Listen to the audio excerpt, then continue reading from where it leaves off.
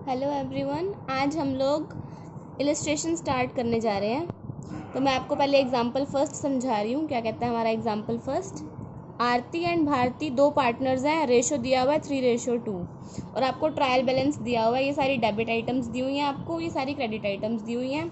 अब इस साइड आ जाओ, यहाँ देखिए, you are required to prepare trading P&L account and profit and loss appropriation account for the year ended 31 March 2020।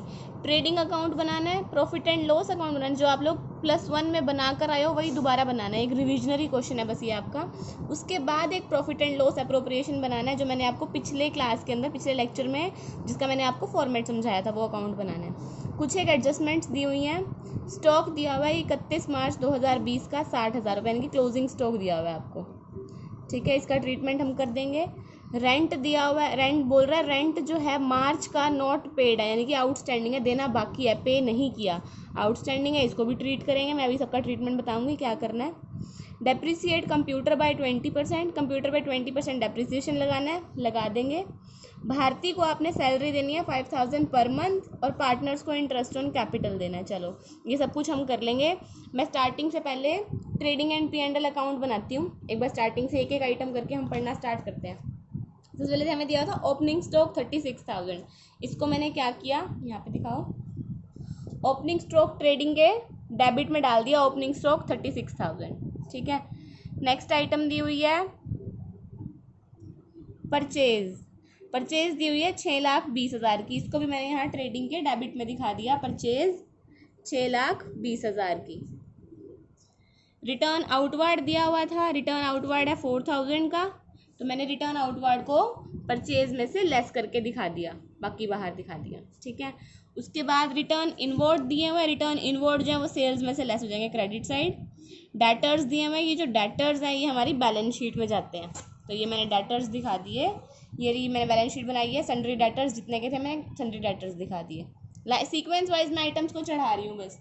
उसके बाद मुझे कंप्यूटर दिया हुआ है 50,000 का, कंप्यूटर मैंने यहाँ दिखा दिया बैलेंस शीट में 50,000 का, ये मैंने कंप्यूटर को शो कर दिया 50,000। ठीक है, उसके बाद मुझे यहाँ दिया हुआ है रेंट फॉर 11 मंथ्स, 11 महीने का रेंट दिया हुआ है 22,000। तो रेंट जो है वो P&L के डेबिट में दिखाते हैं, तो रेंट को मैंने P&L के डेबिट में दिखा दिया। बाकी एडजस्टमेंट है, ये जब एडजस्टमेंट्स कराऊंगी तब साथ साथ बता दूंगी। एक बार मैं सिर्फ इसको फॉर्मेट में पुट कर रही हूँ, जो ट्रेडिंग और P&L या बैलेंस शीट का फॉर्मेट था उसमें सिर्फ आइटम्स को मैं पुट कर रही हूँ और कुछ नहीं कर रही। उसके बाद देखते हैं सैलरी टू स्टाफ 1,20,000, सैलरी डाल दी, डेबिट की आइटम थी, सैलरी टू स्टाफ P&L में डाल दी 1,20,000। ठीक है, आगे आ जाओ। फिर दिया हुआ है सैलरी के बाद एक पॉइंट दिया हुआ है land and building 3,52,000। Land building जो है वो एसेट है, तो उसको मैंने एसेट साइड बैलेंस शीट में एसेट्स में दिखा दिया, लैंड एंड बिल्डिंग 3,52,000। ठीक है, उसके बाद वेजेस दिए हुए हैं 16,000। वेजेस जो है वो ट्रेडिंग में जाते हैं, तो ट्रेडिंग अकाउंट में मैंने वेजेस डाल दिए, 2 वेजेस 16,000। ठीक है, उसके बाद क्रेडिट साइड, एक बार डेबिट को कंप्लीट कर लेते हैं। डेबिट साइड में जनरल चार्जेस दिए हुए हैं, इसकी वो लाइट चेंज होगी क्या, जनरल चार्जेस दिए हुए हैं 30,000। तो ये जनरल चार्जेस जो है P&L के डेबिट में आ जाएंगे, वो मैंने P&L के डेबिट में डाल दिए, टू जनरल चार्जेस। ठीक है, कैश एट बैंक दिया हुआ है, कैश होती है जो एसेट होती है, कैश को मैंने यहाँ एसेट्स में दिखा दिया, यहाँ शो करना cash at bank, balance sheet के अंदर एसेट साइड दिखा दिया। ठीक है, उसके बाद आरतीज ड्राइंग, भारतीज ड्राइंग, इन दो को हम बाद में ट्रीट करेंगे बैलेंस शीट के अंदर, कैपिटल के अंदर, तो ये दोनों अभी हम एक बार के लिए छोड़ते हैं, आगे पढ़ते हैं। इसने कहा था क्लोजिंग स्टॉक दिया हुआ है 60,000 का। क्लोजिंग स्टॉक के हम क्या करते हैं, दो ट्रीटमेंट करते हैं क्लोजिंग स्टॉक के, यहाँ लिख देती हूँ। क्लोजिंग स्टॉक जो है वो कहाँ कहाँ जाता है, एक तो बैलेंस शीट में जाता है, ये देखो यहाँ मैंने बैलेंस शीट में डाल रखा है क्लोजिंग स्टॉक। ठीक है, और दूसरा कहाँ जाता है, ट्रेडिंग के क्रेडिट साइड, तो मैंने यहाँ ट्रेडिंग के क्रेडिट साइड दिखा दिया क्लोजिंग स्टॉक। ठीक है, दो जगह जाता है, जो एडजस्टमेंट वाली चीज़ें होंगी वो सारी दो जगह जाएंगी। अब नेक्स्ट एडजस्टमेंट पे आते हैं हम।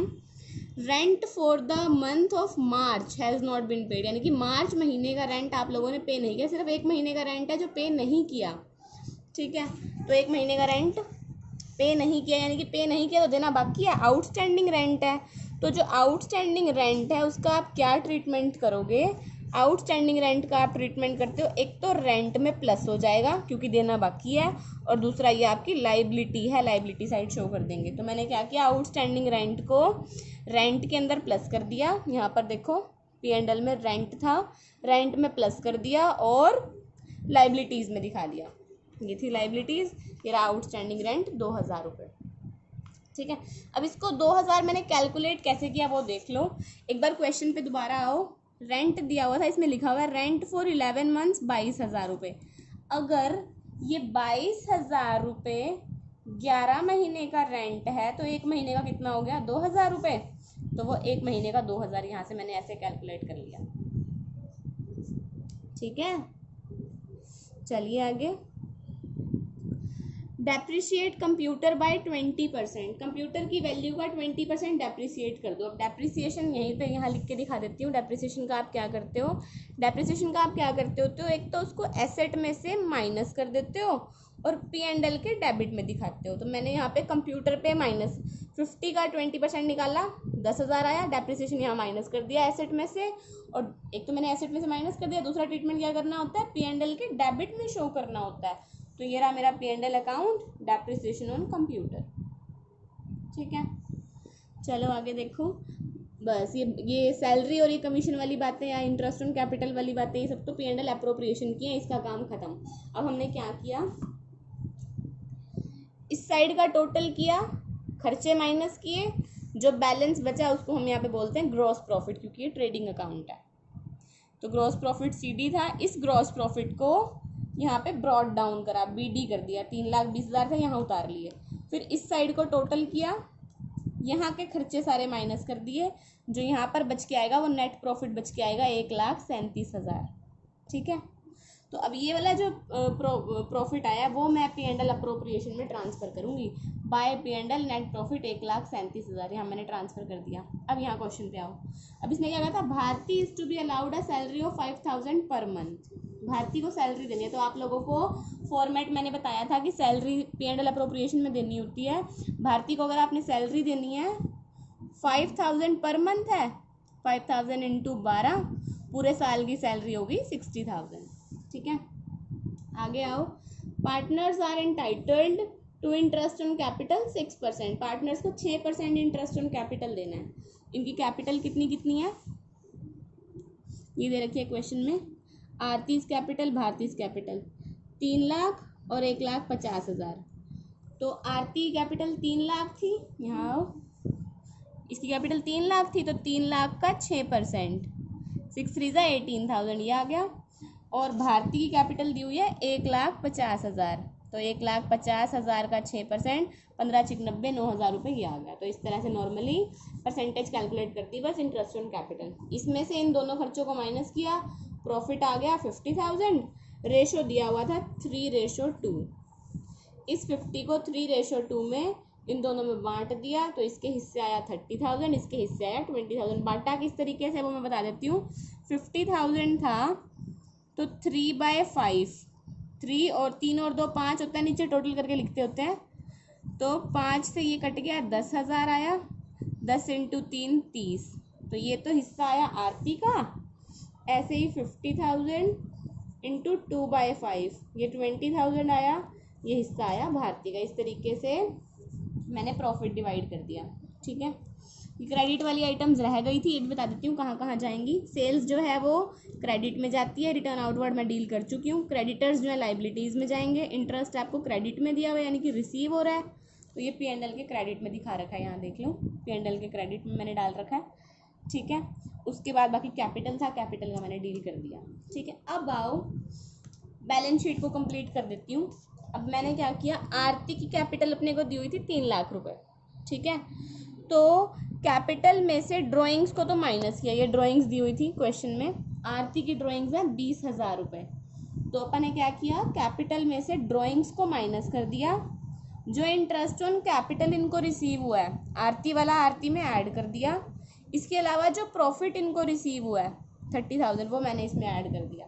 ठीक है, टोटल करके आरती की कैपिटल आ गई 3,28,000 रुपये। ऐसे ही भारती की जो कैपिटल बैलेंस शीट में दी हुई थी वो उठा ली, ड्राइंग्स को माइनस कर दिया। हाँ, ये जो ड्राइंग्स दी हुई हैं 10,000 रुपये ये उठा ले। ये ड्राइंग्स को माइनस कर दिया।